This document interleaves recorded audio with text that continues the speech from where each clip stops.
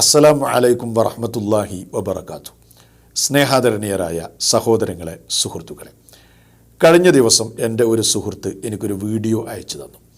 എന്നിട്ട് അദ്ദേഹം എന്നോട് പറഞ്ഞു, ഈ വിഷയം വളരെ ഗൗരവമുള്ളൊരു വിഷയമാണ്, ഇത് നിങ്ങളൊന്ന് കേട്ടതിന് ശേഷം ഒരു പ്രതികരണം ഈ വിഷയത്തിൽ നടത്തണമെന്ന് പറഞ്ഞു.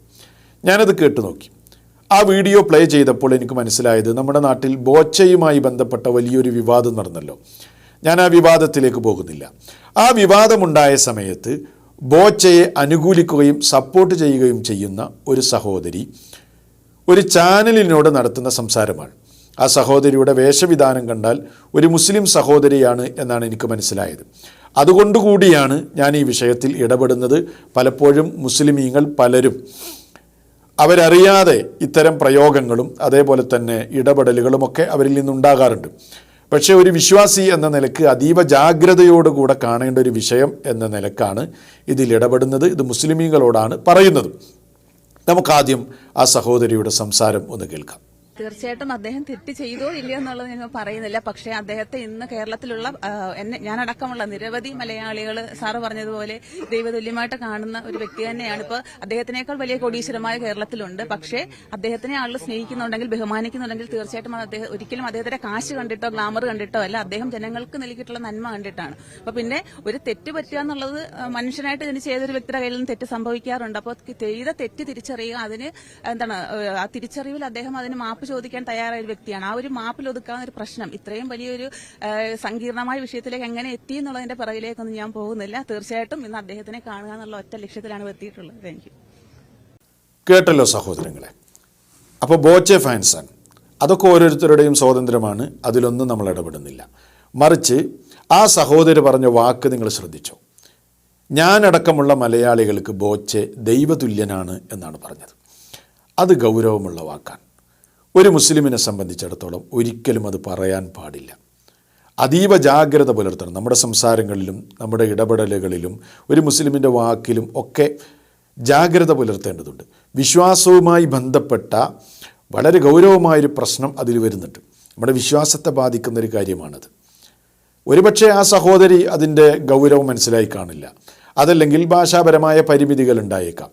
എന്തുതന്നെയാണെങ്കിലും ആ പരിമിതികൾ മനസ്സിലാക്കി നമ്മുടെ സംസാരം, എന്ത് നമ്മൾ സംസാരിക്കുന്നു എന്നത് വളരെയധികം പ്രധാനപ്പെട്ടൊരു വിഷയമാണ്. ഇപ്പോൾ നിങ്ങൾ നോക്കൂ, ബോച്ചയാകട്ടെ അതല്ലെങ്കിൽ ഏതെങ്കിലും മറ്റൊരു ബിസിനസ്സുകാരൻ ആരുമാകട്ടെ, അയാൾ നമുക്കൊരു ജോലി തന്നു, അല്ലെങ്കിൽ അയാൾ നമ്മളെ സഹായിക്കുന്നു, അതല്ലെങ്കിൽ അയാളുടെ ബിസിനസ്സിൽ നിന്ന് നമുക്ക് പ്രോഫിറ്റ് വരുന്നുണ്ട്, അതല്ലെങ്കിൽ ജനങ്ങൾക്ക് ധാരാളം ജീവകാരുണ്യ പ്രവർത്തനങ്ങൾ അയാൾ ചെയ്യുന്നുണ്ട്. അതൊക്കെ ശരി തന്നെയാണ്. പക്ഷേ അങ്ങനെ ചെയ്യുന്നു എന്നതിൻ്റെ പേരിൽ അയാളെ ദൈവതുല്യൻ എന്ന് നമുക്ക് വിശേഷിപ്പിക്കാൻ പറ്റുമോ? ഒരിക്കലും ഒരു മുസ്ലിമിന് പറ്റില്ല. ഇത്തരം പദപ്രയോഗങ്ങളൊക്കെ മറ്റു പലരിൽ നിന്നും നമ്മൾ എടുക്കുകയാണ്, കടമെടുക്കുകയാണ്. നമ്മളതിൻ്റെ ഗൗരവം മനസ്സിലാക്കുന്നില്ല. ദൈവതുല്യനായ ഗുരുനാഥൻ, ദൈവതുല്യനായ ബിസിനസ്സുകാരൻ, ദൈവതുല്യനായ ഇന്ന ആൾ ഒരു മുസ്ലിം പറയാൻ പാടില്ല. അങ്ങനെ പറഞ്ഞാൽ അയാൾ ചെയ്തുകൊണ്ടിരിക്കുന്ന സൽക്കർമ്മങ്ങളൊക്കെ ഇത്തരം പദപ്രയോഗങ്ങളുടെ ഫലമായി നിഷ്ഫലമായി നാളെ പരലോകത്തെത്തുമ്പോൾ ഒന്നും ഉണ്ടാവില്ല. വളരെ ഗൗരവമായ വിഷയമാണ്.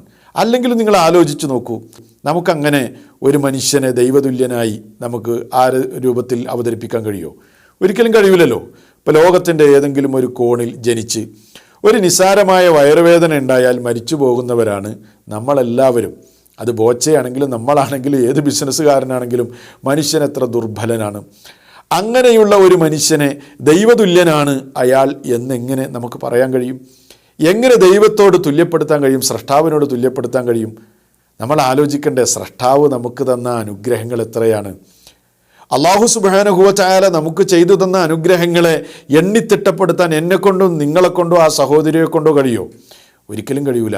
നാം ശ്വസിച്ചുകൊണ്ടിരിക്കുന്ന വായു, നാം കുടിച്ചുകൊണ്ടിരിക്കുന്ന വെള്ളം, നമ്മുടെ ശരീരത്തിലും നാം ജീവിക്കുന്ന പരിസരത്തും ചുറ്റുപാടിലും നമ്മൾ ദിനേന അനുഭവിച്ചു കൊണ്ടിരിക്കുന്ന ദൈവികമായ എണ്ണമറ്റ അനുഗ്രഹങ്ങൾ, ആ അനുഗ്രഹങ്ങളൊക്കെ നമ്മൾ ഓർക്കാറുണ്ടോ? ആ അനുഗ്രഹങ്ങളൊക്കെ ചെയ്തു തന്ന സ്രഷ്ടാവിന് നാം എത്ര നന്ദി കാണിക്കണം? നാം എങ്ങനെ നന്ദിയുള്ളവരായി മാറണം? അങ്ങനെയുള്ള ആ എണ്ണമറ്റ അനുഗ്രഹം ചെയ്തു തന്ന കാരുണ്യവാനായ സ്രഷ്ടാവിനോട് നിസാരനായ ദുർബലനായ ഒരു മനുഷ്യനെ കൊണ്ടുവന്ന് ദൈവതുല്യൻ എന്ന് പറഞ്ഞാൽ അത് ഗൗരവമല്ലേ? ഗൗരവമാണ്. അതുകൊണ്ട് അങ്ങനെയുള്ള പദപ്രയോഗങ്ങൾ ഉണ്ടാകാൻ പാടില്ല. അല്ലാഹു സുബ്ഹാനഹു വ തആല തന്നെ വിശുദ്ധ ഖുർആനിൽ നമ്മെ ഓർമ്മപ്പെടുത്തുന്ന ഒരു കാര്യമുണ്ട്. ഖുർആനിലെ 42-ാം അധ്യായം സൂറത്തു ശൂറയിലെ 11-ാമത്തെ വചനം, ലൈസ കമിസ്ലിഹി ഷൈഉൻ വഹുവ സമീഉൽ ബസീർ. അവനെപ്പോലെ, അള്ളാഹുവിനെ പോലെ യാതൊന്നുമില്ല. അള്ളാഹ്ക്ക് ഒരാളെയും തുല്യപ്പെടുത്താൻ പാടില്ല. അവനെല്ലാം കേൾക്കുന്നവനും എല്ലാം കാണുന്നവനുമാണ്. ലൈസ കമിസ്ലിഹി ഷൈഉൻ. നമ്മുടെ വിശ്വാസത്തിൻ്റെ അഖീദയുടെ അടിസ്ഥാനമാണിത്. മനസ്സിലാക്കണം. നമ്മുടെ ചിലപ്പോൾ അത് അത്ര ഗൗനിക്കുന്നുണ്ടാവില്ല, പക്ഷേ അത് ഗൗരവമാണ്. മഹാനായ പ്രവാചകൻ സല്ലല്ലാഹു അലൈഹി വസല്ലമ ഈ നിലക്കുള്ള വാക്കുകളൊക്കെ വളരെ ഗൗരവത്തോടു കൂടെയാണ് കണ്ടത്. ഞാനൊരു സംഭവം പറഞ്ഞ് അവസാനിപ്പിക്കാം. ഒരിക്കൽ പ്രവാചകൻ്റെ സദസ്സിൽ വെച്ച് ഒരാൾ നബിയോട് പറഞ്ഞു, മാഷാ അല്ലാഹു വശിഇത. നബിയെ, അള്ളാഹു ഉദ്ദേശിച്ചാൽ, നിങ്ങളും ഉദ്ദേശിച്ചാൽ, അതായത് അള്ളാഹുവും നിങ്ങളും ഉദ്ദേശിച്ചാലാണ് ഒരു കാര്യം നടക്കുക എന്ന് ഒരാൾ നബി സല്ലല്ലാഹു അലൈഹി വസല്ലമയുടെ സദസ്സിൽ പ്രവാചകൻ്റെ മുഖത്ത് നോക്കി പറയാൻ. ഒന്നും വിചാരിച്ച് പറഞ്ഞതല്ല, ഇതിൻ്റെ ഗൗരവം ഒന്നും മനസ്സിലാക്കിയിട്ടില്ല, മറിച്ച് നബിയോടുള്ള ആദരവിൻ്റെ ഭാഗമായി പറഞ്ഞതാണ്. പക്ഷേ ആ പദപ്രയോഗം അതീവ ഗൗരവമുള്ളതായിരുന്നു. നബി സല്ലല്ലാഹു അലൈഹി വസല്ലമയുടെ മുഖം ചുവന്നു തുടിച്ചു. അല്പം ദേഷ്യത്തോടുകൂടെ പ്രവാചകൻ അയാളോട് ചോദിച്ചു, അജഅൽതനി ലില്ലാഹി നിദ്ദ. സ്രഷ്ടാവിൽ നീ എന്നെ പങ്കുചേർക്കുകയാണോ? ഈ ലോകത്തിൻ്റെ സ്രഷ്ടാവിൽ നീ എന്നെ സമനാക്കുകയാണോ? അതുകൊണ്ട് ബൽ മാഷാ അല്ലാഹു വഹ്ദഹ്, അള്ളാഹു മാത്രം, അവനുദ്ദേശിച്ചാൽ എന്ന് പറയണം എന്ന് നബി സല്ലല്ലാഹു അലൈഹി വസല്ലമ പഠിപ്പിക്കാൻ. അപ്പോൾ അള്ളാഹുവിനോട് ഒന്നിനെയും തുല്യപ്പെടുത്താൻ പറ്റില്ല, സ്രഷ്ടാവിനോട് ഒന്നിനെയും തുല്യപ്പെടുത്തി പറയാൻ പാടില്ല. അത്തരം പദപ്രയോഗങ്ങൾ നമ്മൾ സൂക്ഷിക്കണം. അതുകൊണ്ട് നമ്മുടെ വാക്കാകട്ടെ, നമ്മുടെ പ്രവർത്തനങ്ങളാകട്ടെ, അതൊക്കെ ശിർക്കിലേക്ക് എത്തിക്കുന്ന ആ നിലക്കുള്ള വാക്കുകളും പ്രവൃത്തികളുമൊക്കെ നമ്മൾ ഒഴിവാക്കുകയും ജാഗ്രത പുലർത്തുകയും ചെയ്യണമെന്ന് വളരെ സ്നേഹത്തോടുകൂടെ ആ സഹോദരിയോടും ഇത്തരം പദപ്രയോഗം നടത്തുന്ന ആളുകളോടുമൊക്കെ ഓർമ്മപ്പെടുത്തുകയാണ്. നമ്മുടെ വിശ്വാസത്തെ അതിൽ യാതൊരു നിലക്കുള്ള കളങ്കവും വരാതെ മരണം വരെ കാത്തു സൂക്ഷിക്കാനുള്ള തൗഫീഖ് അള്ളാഹു നമുക്കെല്ലാവർക്കും പ്രദാനം ചെയ്യുമാറാകട്ടെ. വസ്സലാമു അലൈക്കും വറഹ്മത്തുള്ളാഹി വബറകാതുഹു.